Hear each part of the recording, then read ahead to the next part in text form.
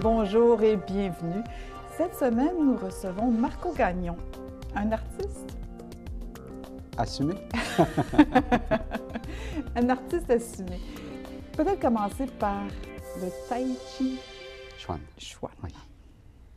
Le Tai Chi Chuan, la définition ou ma passion en général, c'est une passion qui date de plusieurs années et puis qui est exponentielle. Plus ça va, plus je me plonge à l'intérieur. Ça date de l'époque, je dirais, j'avais environ 26 ans quand ça a commencé. Avec les années, j'ai rencontré un maître qui est devenu mon meilleur ami et avec la suite, m'a amené jusqu'ici à l'école à côté de vos locaux. Donc, l'école, pour ceux qui ne savent pas où sont nos locaux, l'école est donc sur la rue Richelieu, au 126. Centre-ville de Saint-Jean-sur-Richelieu. Oui. Oui. Et donc, ça a été un parcours qu'on vient de résumer très rapidement. Très rapidement. Oui. Mais moi, je vais retourner à votre enfance. OK. Non, en fait, c'est pour savoir, vous êtes originaire de la région. Natif même de Saint-Jean-sur-Richelieu. C'est ça. Oui. Puis là, un petit peu de déplacement. En bas âge, beaucoup de déplacements. Mon père avait à faire des transferts, donc j'ai changé d'école souvent étant jeune pour revenir, je dirais, dans les alentours de 8 ans, 10 ans dans la région pour finalement rester par la suite ici. Ouais. Puis, donc, dans ces déplacements, vous avez été un petit nouveau souvent. Oui, je te vois aller là. Un petit nouveau qui a eu à jouer un peu du coude assez souvent et puis qui est devenu un peu, je dirais, mal commode en vieillissant dans l'adolescence, un peu bagarreur même avec le hockey. Pour dire un peu, là, j'étais dans les plus petits, mais j'étais à la défense, donc j'étais facile à lâcher les gants. Puis je dois avouer que j'aimais un peu ça.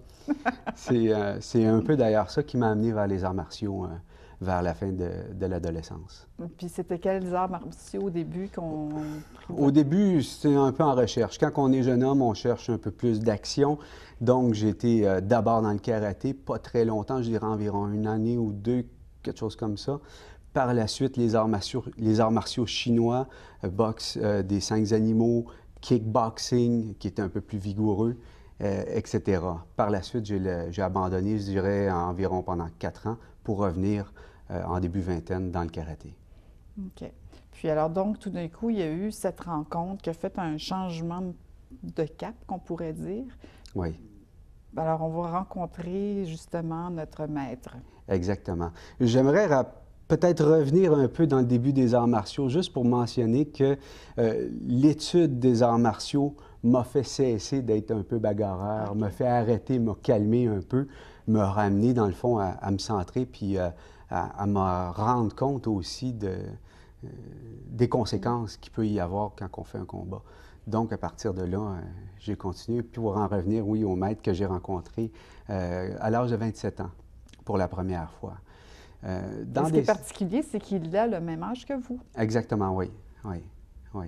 Parce qu'on imagine maître, on imagine plus vieux, mais pas dans les arts martiaux. Pas nécessairement, non. Non. Il faut dire qu'il a commencé à l'âge de 6 ans. Ça l'aide beaucoup, hein? Quand nous, on commence beaucoup plus tard. Lui a commencé dès l'âge de 6 ans, supervisé par son grand-père, qui était un maître lui aussi. Puis on parle de 6 générations de maîtres. Donc, la transmission est très différente. Elle vient de loin. Puis il l'a dans le sang, hein? Il l'a dans les génétiques. Ce qui fait qu'à l'âge de 30 ans, je crois, il était le plus grand maître de la province de Shaanxi en Chine. Ce qui n'est pas peu dire. Ouais. Et comment, justement, quand c'était cette première rencontre, peut-être justement nous expliquer comment ça s'est passé? OK, la première rencontre, ça s'est rencontré dans le cadre d'un séminaire qui était donné à Saint-Jean-sur-Richelieu, organisé à l'origine par Michel Tremblay. Je faisais partie des gens qui avaient participé à toute l'organisation de ça. Étant donné que mon travail est graphiste, j'avais fait des belles affiches, des beaux montages, qui les ont impressionnés et ont demandé tout de suite à me rencontrer. Donc, c'est eux qui ont demandé à vous rencontrer? Oui, c'est Yang Jun qui a demandé à me rencontrer. Puis, moi, de mon hospitalité québécoise, je l'ai invité chez nous à prendre une bière. Et puis, au début, je dois dire même on servait d'un traducteur parce que son anglais était très basique. Fait que les premiers temps, on avait un traducteur pour communiquer. Mais 2 ans plus tard, quand il est revenu, Là, son anglais était beaucoup mieux, puis là, on pouvait communiquer vraiment facilement. Puis je dois dire que c'est quand la deuxième fois qu'il est revenu que là, l'amitié s'est vraiment créée à cette occasion-là. Parce que là, il est venu habiter avec vous. Est-ce que non? Non, non, non, il Ah n'est bon, pas j'invente habité. ça. Oui. Non, on partira pas de rumeurs. Bon, OK. Alors, une autre question, c'est...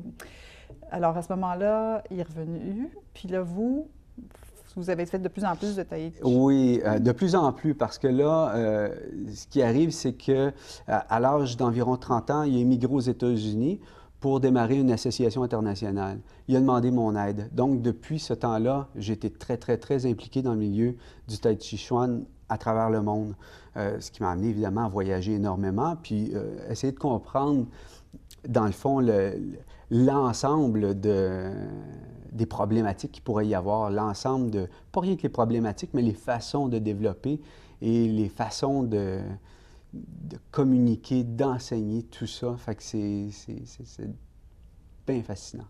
Quels sont justement ces défis? Aïe, aïe, aïe. Les défis, je crois, un des défis majeurs en commençant, c'est que la majorité des gens connaissent le tai chi comme une gymnastique de mouvement lent. Ça s'arrête là. Souvent, on le compare au yoga. Très peu de gens connaissent l'aspect martial du tai chi chuan. Pourtant, c'est l'essence du tai chi. C'est très important de le pratiquer dans cette idée-là pour justement en avoir les bénéfices complets. Fait que ça, c'est un gros défi. Ça remonte dans l'histoire du temps où est-ce que ça a été popularisé. Ça a été popularisé, le tai chi, dans les années 60, dans les années un peu peace and love aux États-Unis. Fait qu'on prenait des petites drogues, puis on faisait du tai chi, fait que c'était bien drôle. Mais là, après, avec les années, les gens se sont de plus en plus renseignés. Puis là, on commence à avoir de très bonne qualité d'enseignement un peu partout à travers le monde. Fait que c'est ça qui devient intéressant. Fait que je ne sais pas si c'est une problématique, mais en même temps, c'est juste de réorienter le tir un peu là, qui avait été créé à l'origine. Fait que je dirais, le plus gros défi, c'est ça, d'essayer de réorienter le tir pour que les gens comprennent vraiment ce qu'est le Tai Chi Chuan. Puis, en Chine, évidemment, vous m'avez dit que tout le monde le pratique dans les parcs. Oui, Oui, allez-y. c'est une pratique qui est populaire. Le gouvernement chinois l'a instauré comme une gymnastique populaire. Ce qui est particulier, c'est qu'ils ont choisi le style Yang comme pratique pour tout le monde, étant donné que la Chine, le sport national, c'est les arts martiaux. Ils ont choisi un art martial pour le faire. Ce qui est très le fun, c'est que c'est le Tai Chi qui a été choisi. Ce qui est encore plus le fun, c'est le style de la famille Yang, du maître Yang Jun, justement. Ce qui est extraordinaire pour la popularité. Sauf que, comme on avait déjà parlé, en Chine, c'est clair pour tout le monde, ils font un art martial. Parce que ça le dit, Tai Chi Chuan, boxe du fait suprême. Pour eux, il n'y a pas de doute. Ici, nous autres, Tai Chi, c'est exotique. C'est juste amusant, exotique. On fait une belle gymnastique, mais ça arrête là. Si au Québec, on instaurait une gymnastique populaire avec un bâton de hockey, ça serait clair pour tout le monde qu'on ferait du hockey. Fait que c'est un peu une autre petite chose à réorienter aussi, comme je disais précédemment.